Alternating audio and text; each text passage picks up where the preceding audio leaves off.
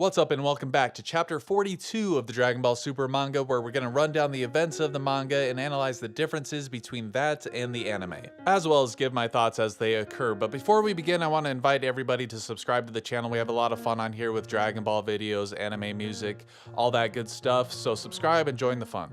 So now that the English dub of the chapter is out, we have a more accurate representation of what's being presented. So as I stated in the previous video where we relied on Herm's translations, we have Harley Quinn and the Joker here expositing about Jiren's master Gitchin, which is a pun on kitchen, by the way, because the Pride Troopers their names are puns with a kitchen theme. And they were talking about his ideals of teamwork.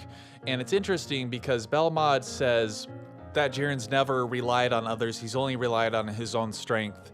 And that's kind of his downfall here because he'll never know when he's going to need the help of others. But then in the very next sentence, he says, as a god of destruction, I'll never subscribe to such weak thinking.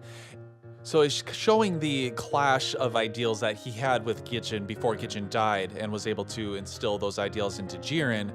And that is why Jiren has always gone alone, is because he never learned those lessons from Gitchin, and Belmod, who was against those ideals, would never teach him those ideals. So in terms of how the anime handled this, Belmod, exposited Jiren's entire backstory in one go, and then we were shown a little bit more visually than in the manga of the clash of those ideals, of Jiren's ideal of strength is all that matters, the individual is all that matters, and then we had, yes, the value of teamwork between Goku and Vegeta against Jiren and how valuable that was. But not only that, we were actually shown the value of relying on others to help propel your power upwards, with Blue Evolution Vegeta thinking of his friends and family to help propel his power and defeat God of Destruction Toppo, and also when Complete Ultra Instinct Goku defeats Jiren, when Jiren attacks his friends and family and Goku's like, nope, that's not gonna happen,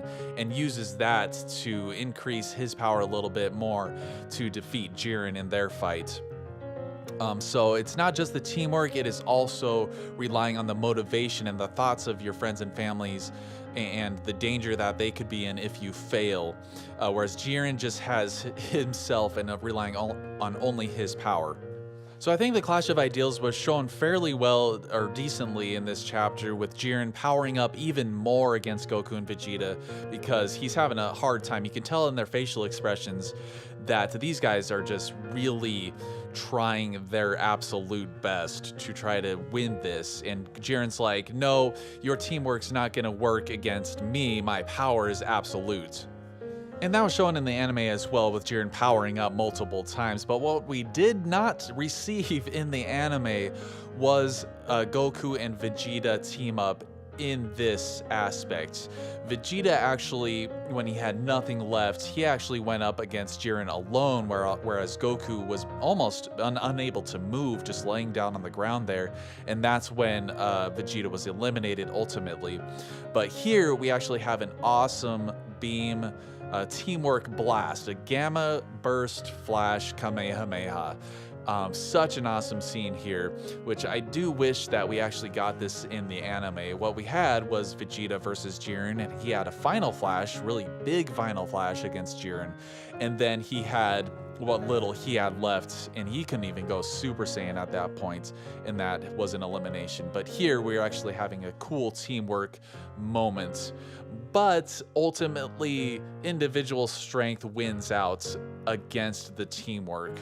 So that's pretty lucky for Jiren, because I think that not only is there the underlying theme of the teamwork versus individual strength here, I think there's an underlying theme of overconfidence and, not utilizing your time or power effectively in Jiren's case, because in my opinion, he waited way too long to show his full strength. Because even if it's a smart idea to hold back and kind of bide your time to show your full strength, but it's another thing to wait way too long to do so and utilize openings and opportunities that you had to eliminate your opponents earlier on.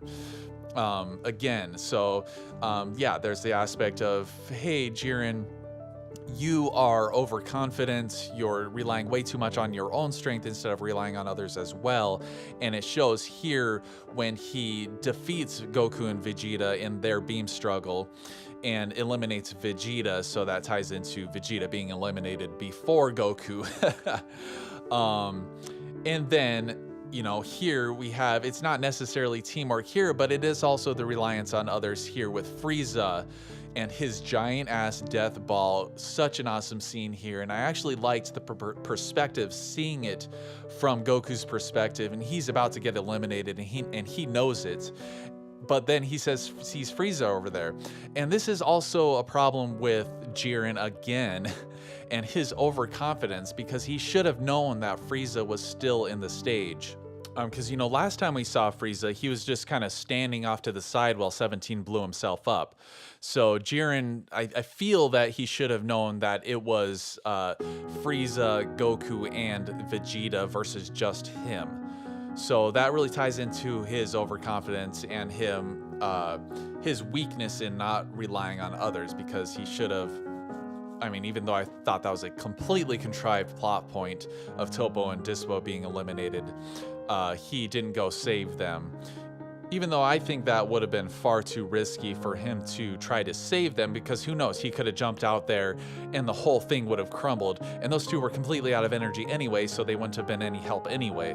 So, I mean, even though I think these themes kind of fall apart a little bit, but I do like how Frieza utilizes the opportunity with Jiren's back being turned to him to throw this giant death ball at him, even though he's only on his final form. So why didn't he utilize his golden form? You would think that this death ball would be far stronger if he was in a way stronger form, you know what I'm saying?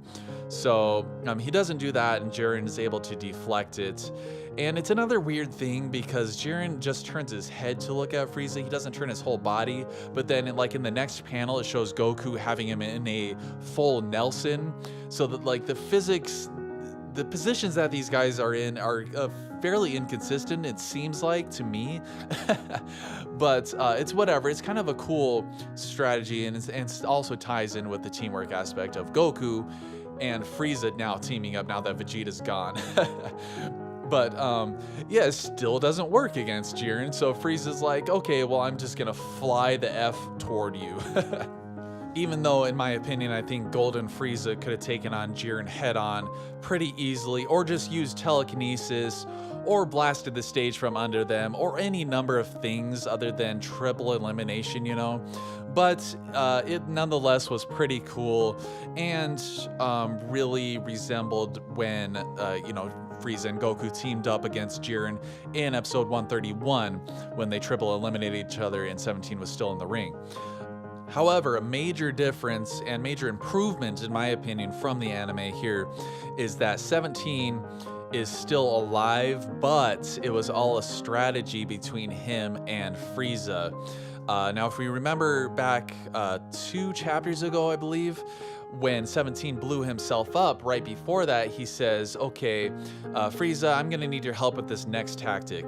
And so they didn't show what that tactic was. 17 just went up and fake exploded himself. Whereas in the anime, he literally exploded himself to nullify a blast from Jiren, which was still cool. It was a really cool scene because he was saving Goku and Vegeta, and actually it was a really, you know, developing moment for 17's character. And he's like, you know, saving people and working together, I like how human this feels. And that was a really good way to propel his character. But this was cool too, because it shows how ingenious 17 is and how good of tactics he had, which in the anime we did actually get a lot to show off how tactical 17 could be. But here we're actually shown here how tactical he could be through this strategy.